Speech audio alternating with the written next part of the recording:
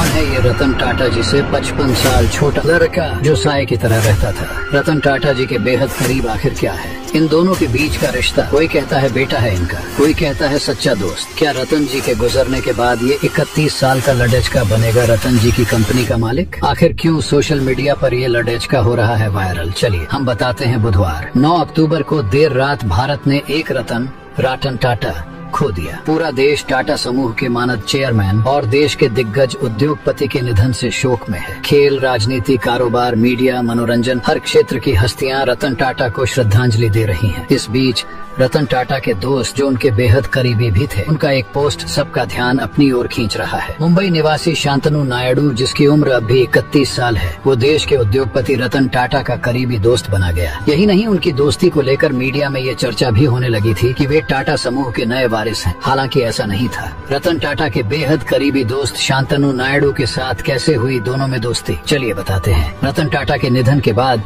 शांतनु नायडू ने एक emotional post के जरिए रतन जी को श्रद्धांजलि जी। दोनों के बीच का जुड़ाव इस पोस्ट में देखने को भी मिला। हालांकि शांतनु नायडू का रतन टाटा का इससे कोई पारिवारिक संबंध नहीं है।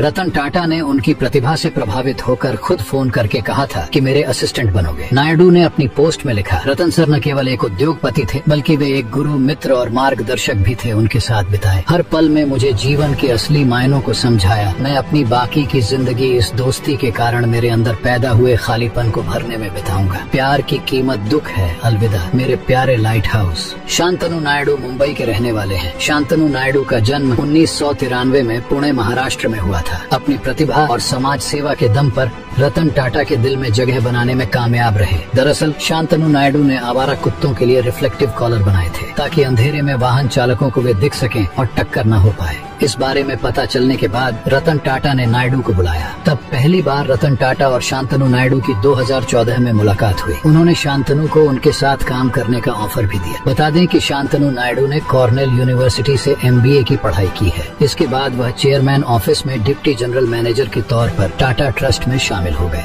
चर्चा है कि रतन टाटा ने खुद उन्हें फोन करके कहा था कि तुम मेरे असिस्टेंट बनोगे। शांतनु नायडू अब रतन टाटा के ऑफिस में जनरल मैनेजर के तौर पर काम करते हैं। ये बात जानकर शायद आपको अजीब लगेगा, लेकिन बिजनेस की दुनिया के बेताज बादशाह रतन टाटा अपने से बहुत छोटे युवक शांतनु नायडू 31 साल से सलाह लेते थे। नायडू रतन टाटा को नए स्टार्टअप में निवेश को लेकर सलाह भी दिया करते थे। शांतनु की पहचान एक इंजीनियर, सोशल मीडिया इन्फ्लुएंसर, उद्यमी और लेखक के तौर पर भी। कॉर्नेल यूनिवर्सिटी से MBA शांतनु नायडू टाटा समूह में काम करने वाले अपने परिवार की 5वीं पीढ़ी हैं। 2016 में शांतनु नायडू अमेरिका में कॉर्नेल विश्वविद्यालय में MBA करने गए। जब उन्होंने अपनी डिग्री पूरी की और 2018 में वापस आए तो उन्होंने चेयरमैन ऑफिस में डिप्टी जनरल मैनेजर के रूप में टाटा ट्रस्ट में शामिल हो गए। शांतनु रतन टाटा को स्टार्टअप्स में निवेश के लिए बिजनेस टिप्स देते थे। शांतनु नायडू ने बिजनेस इंडस्ट्री में एक ऐसा मुकाम हासिल किया है जो कई लोगों के लिए हमेशा एक सपना होता है। ऐसी ही और भी वीडियो के लिए हमें फॉलो कर लीजिए।